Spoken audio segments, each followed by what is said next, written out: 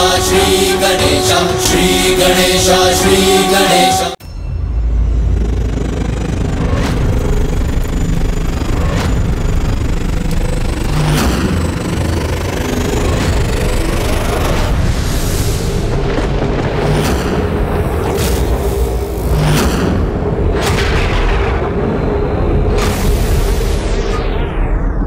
मेरे यज्ञ की अग्नि शांत क्यों हो गई? मेरी तपस्या संपन्न होने से पहले ही प्रभु महाशिव का आगमन क्यों रुक गया? यहां आने के लिए पग बढ़ाकर भी प्रभु महाशिव यहां आए क्यों नहीं? शिव नहीं आए क्योंकि शक्ति नहीं आई, और अब महाशिव वहां आएंगे भी नहीं।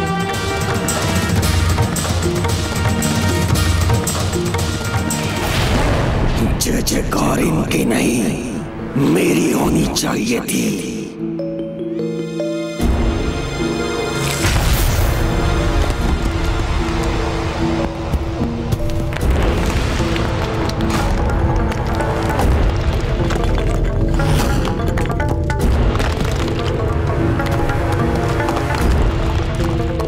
क्रोध से हो भयभीत संसार, ये उसी मायावी की माया है जिसने तुम्हारे यज्ञ को भंग कर तुम्हें पुनः विफल कर दिया, और तुम कुछ भी ना कर सके। ईर्ष्या से मिलती है सत्ता। आज तो तुम्हारी विजय के साथ तुम्हारा गुणगान होना चाहिए था, किंतु उस मायाविनी ने सब कुछ छीन लिया तुमसे। मोह पाश में सब संसार। ना तुम उसकी माया के कारण प्रभु गणेश जी की कृपा से वंचित होते, और ना ही तुम्हारा यज्ञ अधूरा रहता।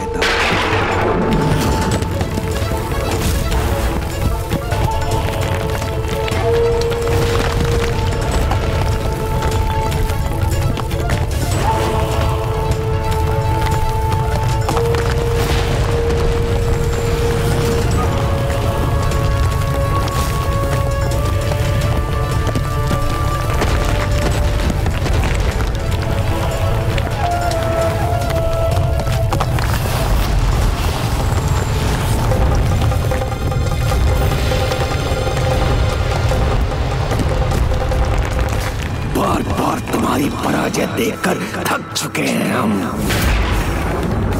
किंतु तुम्हें जैसे अपने घोर अपमान का आभास ही नहीं। महान असुर महानायक भंडासुर हो तुम, तो अपनी महानता का प्रमाण दो, क्योंकि अतीत के अन्य असुर सम्राटों के समान हमें अपना भयानक वध स्वीकार नहीं।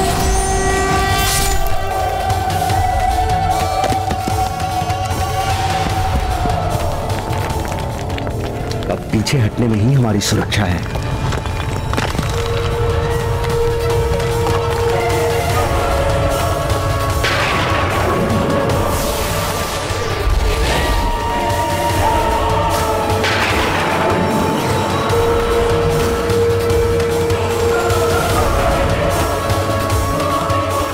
अतीत के पराजित असुर सम्राटों के समान अपना अंत नहीं, विजय चाहिए मुझे।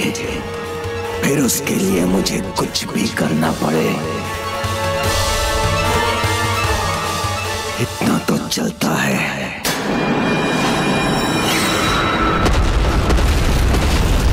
माता, आज की पराजय सहना तो भंडासुर के लिए अत्यंत कठिन होगा, क्योंकि उसने एक ही दिवस में अपने पुत्रों, अपने आराध्य गणेश जी और शिव जी का साथ खो दिया है। नहीं देवी दंडीनाथ, जो अहंकार से ग्रस्त, उनके लिए वास्तविकता को समझकर स्वीकार कर पाना अत्यंत कठिन होता है। इसीलिए भंडासुर तो अभी भी आशावान कि वो विजय प्राप्ति का कोई ना कोई उपाय तो अवश्य ही ढूंढ लेगा। गुरुदेव, मुझे तो ये ज्ञात था कि शिष्य को अपनी पराजय को विजय में परिवर्तित करने का मार्ग बताना गुरु का कर्तव्य होता है, किंतु हम असुरों का कैसा दुर्भाग्य है, हमारे गुरु यहाँ ध्यान में मग्न हैं और वहाँ हमारी दुर्दशा हो रही है। मैं आपका अपमान नहीं करना चाहता गुरुदेव, किंतु जब वहाँ हमारे असुरों का संहार हो रहा है तो अपने गुरु को यहाँ हाथ पर हाथ धरे बैठे देख मेरे हृदय की पीड़ा भी मेरे कटु शब्दों का रूप ले रही है। माता, अनेकों बार इनका विनाश होने पर भी ये असुर सुधरते क्यों नहीं, जबकि इनका अंधकारी इतिहास इनके अनेकों पराजित महायोद्धाओं के नामों से भरा हुआ है। मैं उन महासुरों का नाम स्मरण कराऊं गुरुदेव, जो आपके ही मार्गदर्शन में पराजित हुए थे? तो सुनिए, उनमें सर्वप्रथम थे मधु और कैटभ, जिनका अंत देवी योग माया की सहायता से स्वयं नारायण ने किया था। फिर आए महान असुर योद्धा महिषासुर, जिसका वध देवी कात्यायनी के हाथों हुआ।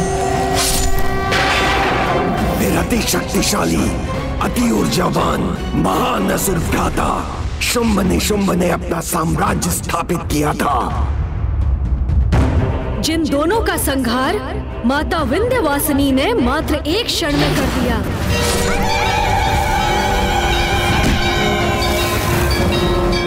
फिर महाबली तारकासुर, माता पार्वती से प्राप्त शूल से ज्येष्ठ कार्तिकेय भैया ने उसका अंत किया। तारकासुर के उपरांत थी त्रिपुर के स्वामी त्रिपुरासुर। गणेश जी द्वारा निर्मित रथ पर सवार होकर मात्र एक ही बाण से स्वयं महादेव ने उसका सर्वनाश किया। फिर महासुर भ्राता हिरण्याक्ष और हिरण्यकश्यप, वो दोनों असुर नारायण के नरसिंह अवतार के द्वारा काल की भेंट चढ़े। सहस्त्रार्जुन, प्रभु परशुराम जी ने जिसका वध किया। अनंत काल से यही होता आया है और भविष्य में भी यही होगा। त्रेता युग में नारायण अपने श्री राम अवतार, भ्राता लक्ष्मण और महादेव के अवतार श्री हनुमान की सहायता से रावण, कुंभकर्ण और मेघनाद जैसे असुरों का वध करेंगे। उसके उपरांत माता, और द्वापर युग में श्री नारायण कृष्ण अवतार लेकर कंस, शिशुपाल और दुर्योधन जैसे दुष्टों का वध करेंगे। किंतु माता, कलयुग में जब अधर्म का सर्वाधिक विस्तार होगा तब अधर्मियों का अंत कैसे होगा? कलयुग में जब भंडासुर द्वारा रोपा गया चलता है का भाव अपने चरम पर पहुंचकर सभी मर्यादाओं का दमन करेगा, तब श्री हरि नारायण कल की अवतार लेंगे।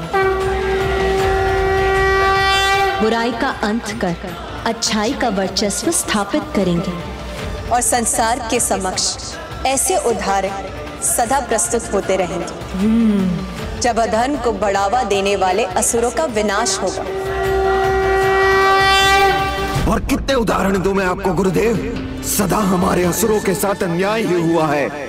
हमारा भाग्य कब पलटेगा? क्या हमारे विजय का द्वार कभी नहीं खुलेगा? जब हर बार हमारा विनाश ही होता है तो आप अपना कर्तव्य कहां निभा रहे हैं? हमारा गुरु होने का, हमारा मार्गदर्शन करने का।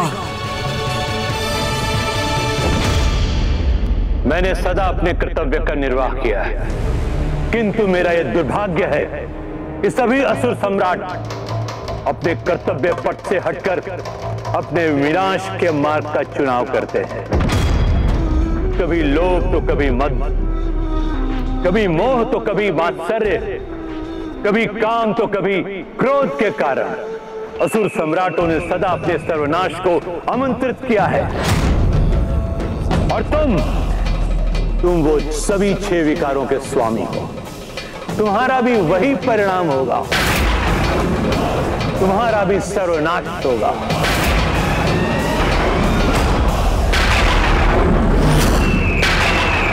नहीं गुरुवर, आपका कर्तव्य तो हमें हमारे सर्वनाश से सुरक्षित रखकर हमारी विजय का उपाय सुझाने का है। इसका निर्वाह तो आपको करना ही होगा। माता, तो क्या ये असुर बार बार इसी प्रकार अपने विनाश को आमंत्रित करेंगे? क्या विनाश ही इनकी दुष्टता नष्ट करने का एकमात्र उपाय है? पुत्र गणेश, सृजन, पालन और विनाश के क्रम में सृजन और विनाश का अटूट संबंध जैसे वन में धधकती अग्नि सब कुछ भस्म करते समय अत्यंत भयंकर लगती है, किंतु वो अपने विनाश से नए सृजन के लिए भूमि को तैयार भी करती है। उसी प्रकार विकारों के विनाश से ही मन में नए और श्रेष्ठ विचारों को जन्म लेने का अवसर भी मिलता है।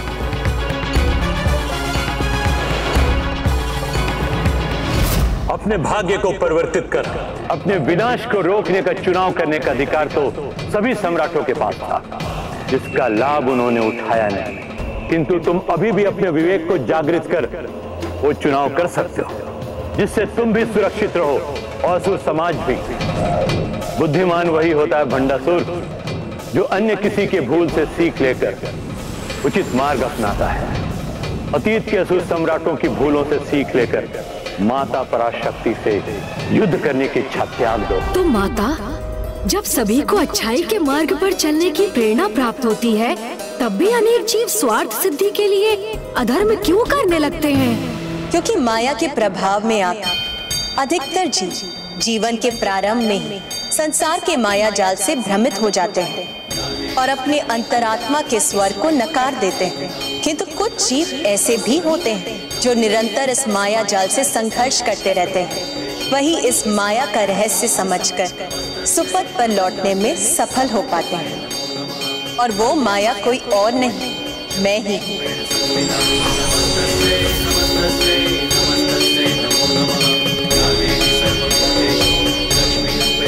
मैं ही प्रत्येक जीव को स्वतंत्र इच्छा भी प्रदान करती हूँ, और जो स्वतंत्रता का सदुपयोग करते हैं वो अपने जीवन की हर समस्या से सुरक्षित बाहर आ जाते हैं। उन्हें एक खरोच तक नहीं लगती। अभी भी समय है।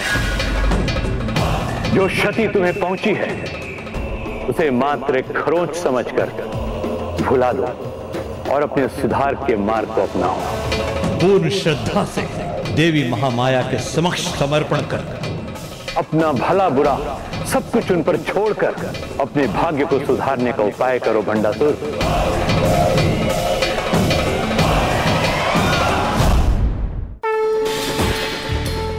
प्रत्येक भगवान ने अपने हाथों में जो अस्त्र धारण किए हैं उनका भी एक महत्व है। जैसे मेरे उग्र रूप में देवी काली के हाथों में कैंची विनाश का नहीं, जीव की पूर्व के बुरे कर्मों के प्रभाव को काटने का साधन है। और जो इस सत्य को समझते हैं वो देवी काली के सौम्य रूप के दर्शन कर पाते हैं। तुम क्या हो उनके सामने जो स्वयं चैतन्य है? तुम उन पर विजय प्राप्त करने का उपाय चाहते हो ना? तो सुनो, उन करुणामयी माता को शक्ति से नहीं, एकमात्र भक्ति से ही प्रभावित किया जा सकता है। समय के अनंत धारा के किसी भी भाग में, किसी भी युग में जो सच्चे मन से ईश्वर का ध्यान करता है, मेरी कृपा दृष्टि से वही कर्मों के चक्रव्यूह से मुक्त हो पाता है। इसलिए चैतन्य महाशक्ति का नाम स्मरण कर सुधार लो अपने कर्मों को, अपने कपट और चलता है कि प्रवृत्ति को त्याग दो। माता के चरणों में गिरकर उनसे क्षमा याचना करो। अपनी इच्छा उनके अधीन कर उन्हें ही अपनी नियति निर्धारित करने दो। कहो भंडासुर, कर सकोगे ऐसा? मेरे बताए सरल और सुगम मार्ग पर चल सकोगे तुम? बोलो भंडासुर। गुरुदेव, मैंने आपसे अपने विनाश को रोकने का मार्ग पूछा था।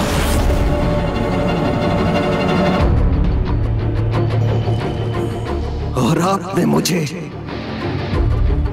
मेरी ही पराजय का मार्ग बता दिया।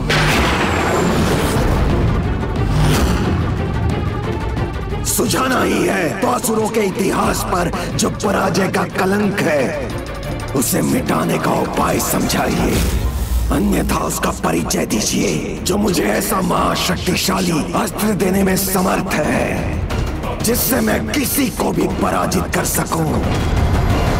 मेरी परम शत्रु देवी पराशक्ति को भी। यदि यही तुम्हारी इच्छा है तो तुम्हें अपने दिवंगत पुरखों के पास जाना चाहिए। मात्र वही है जो महाशक्ति की शक्ति से सर्वाधिक परिचित है। असुरों के ये कल के नायक ही आज के असुर नायक की सहायता कर सकते हैं।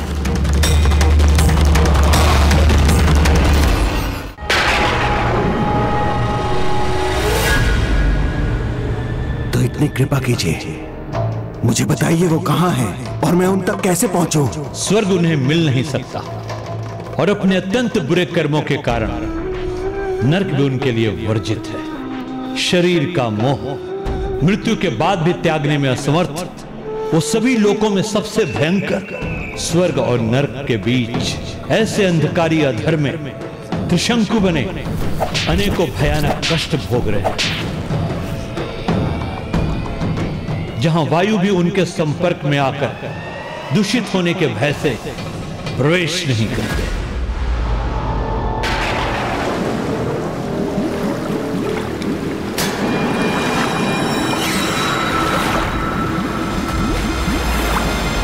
वो किस अवस्था में है ये जानने में मुझे कोई रुचि नहीं है।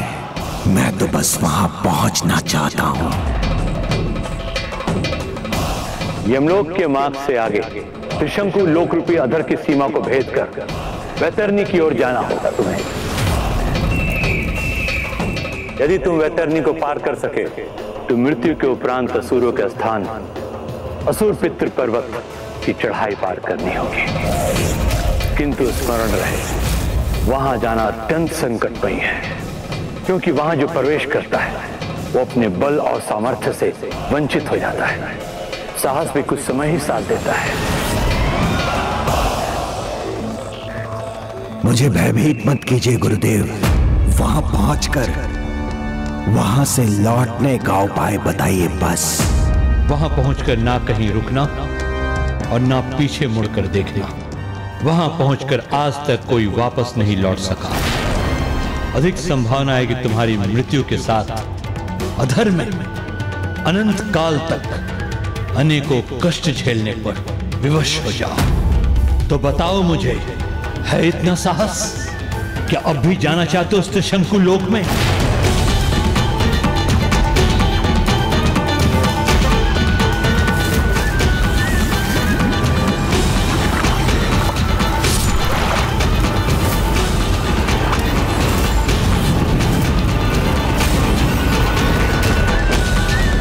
बोलो भंडासुर, वहां जाओगे तुम?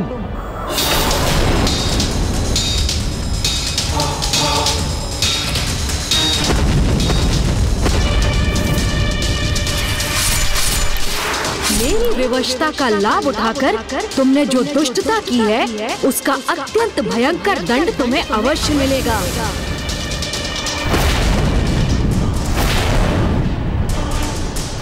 जाऊंगा, अवश्य जाऊंगा।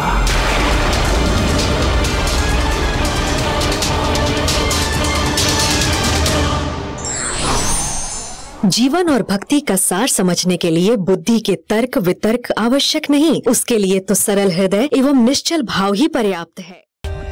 For more updates, subscribe to our channel, click the show links and enjoy watching the videos.